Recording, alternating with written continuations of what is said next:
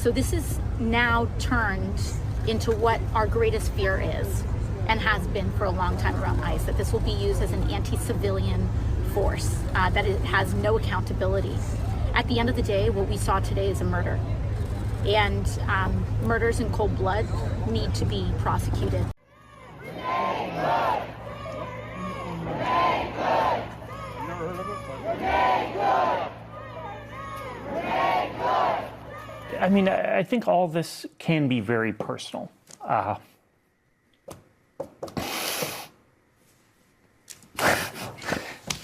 Look what you did to me, Chris. I have a 6-year-old, and live TV, great. Who, by the way, I've met is super cool. Seeing the image of those stuffed animals in the glove compartment of her car, really emotional for me. And I take away from this is great. What I take away from this is, for me, that's the thing that stands out. That this was a family that could have been like mine.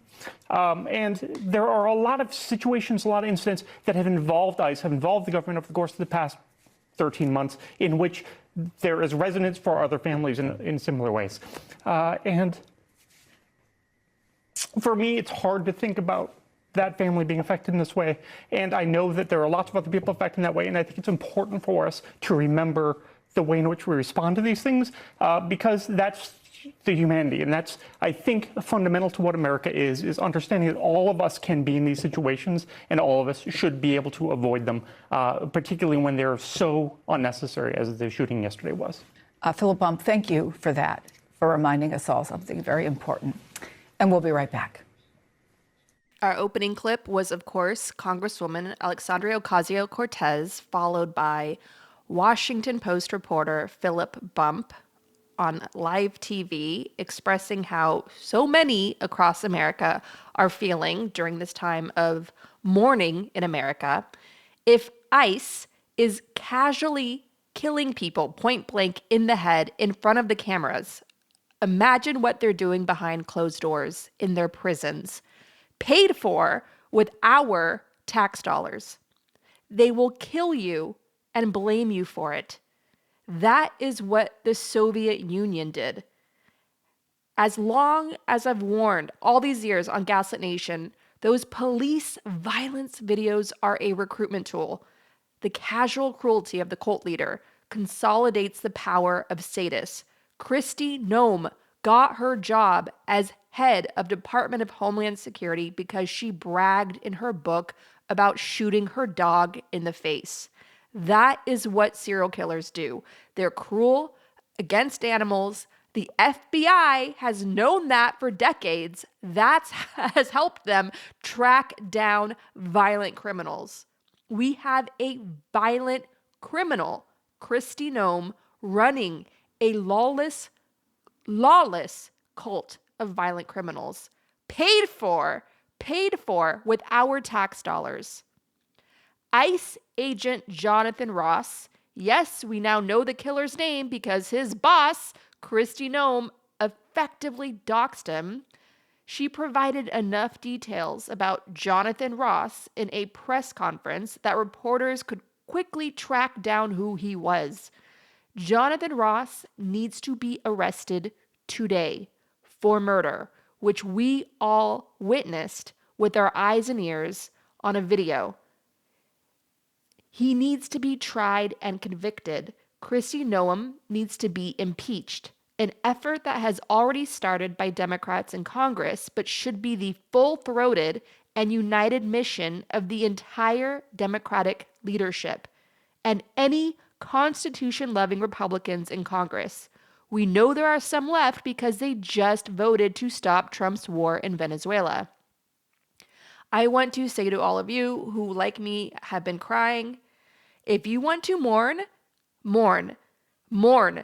They want us to accept this. Our power is in rejecting it. And there is power in openly grieving. There is power in holding public funerals.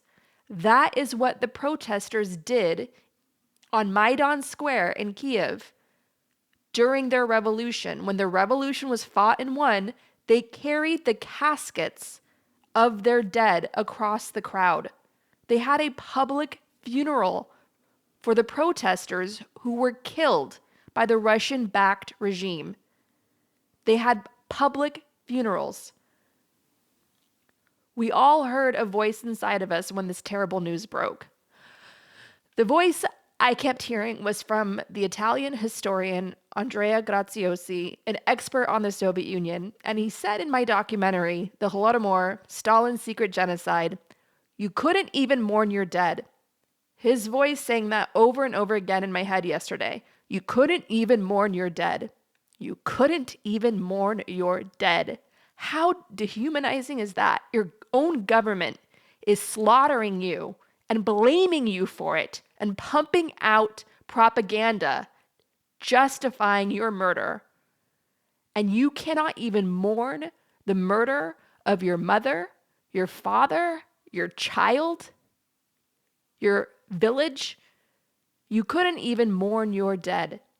So I am telling you, with the rights we have left, we need to openly mourn in community, organize expressions of grief. By mourning openly, we are taking back our human dignity that they're trying to strip from us. And I promise you, what we're witnessing is just the start.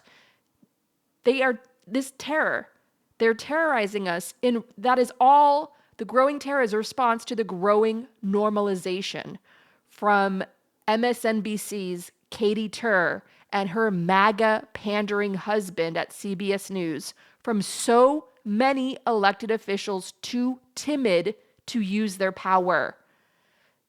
The increase in normalization is rapidly accelerating the terror. They're trying to drown us in this normalization until Jonathan Ross shooting white moms on the street trying to protect immigrants becomes the norm. Several people have been killed by ICE. We just did a whole episode on it, breaking down the numbers. I'll link to it in the show notes.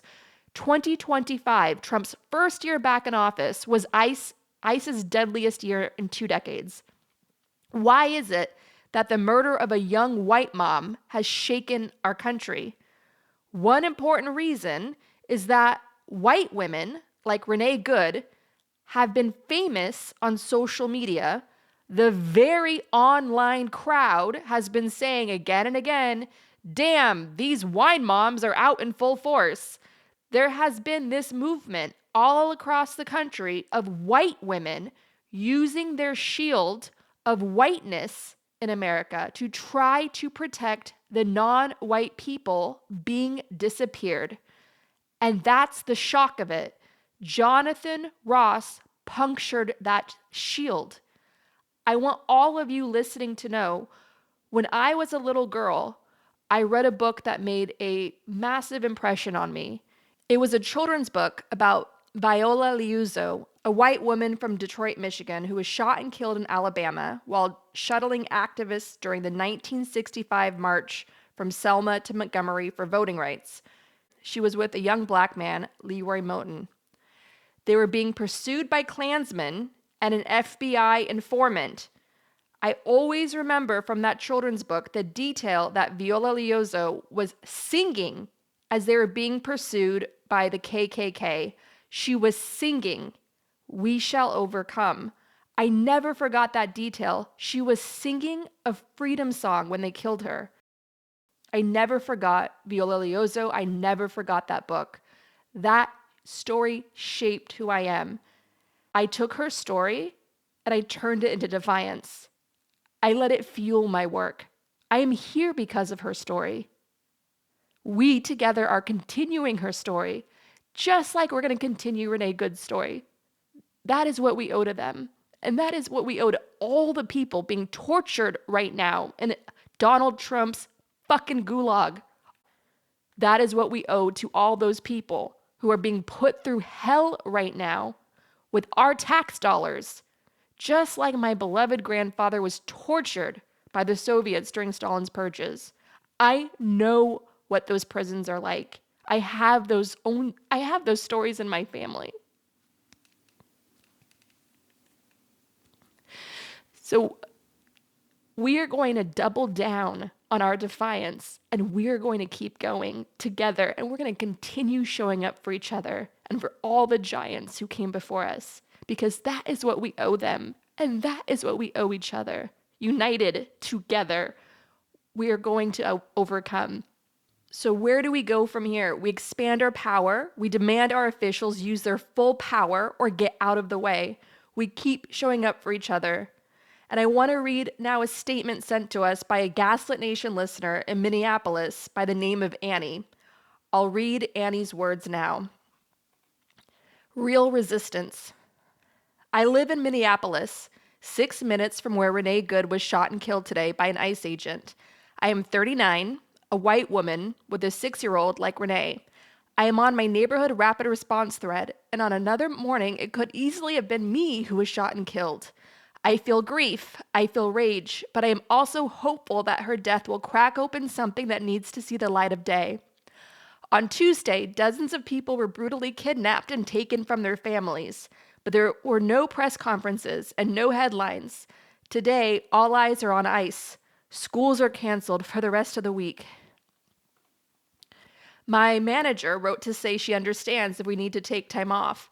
It finally feels like the whole city is grieving in the way I have been for the past 5 weeks since ICE first began occupying Minneapolis, and the past 5 months since ICE first descended on Chicago. It feels like I can finally grieve openly. Politicians are taking the occupation more seriously. Governor Walz is talking about the National Guard. Mayor Frey is talking about Minneapolis police officers protecting First Amendment rights.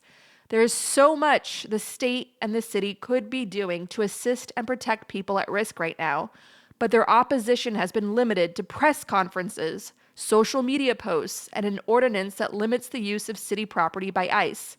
This is really different than playing an active role in protecting and supporting people.